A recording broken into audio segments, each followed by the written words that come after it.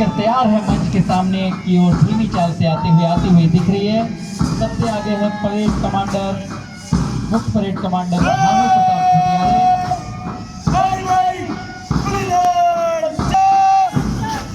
हमारे विशिष्ट अतिथि जनों से भी आग्रह है, जब आपके सामने से गुजरे तो तालियों से नेतृत्व में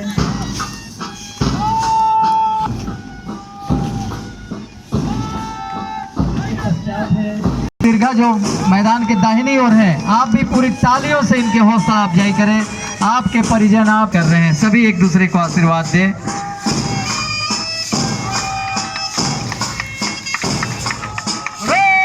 तीसरे नंबर पे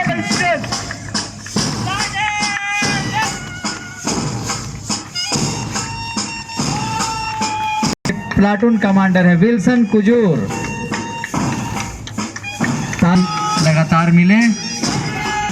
प्लाटून नंबर 5 नेतृत्व में है बाल गोविंद राम जी के, 20वीं भारत रक्षित वाहिनी छत्तीसगढ़ महासमुंद के हैं।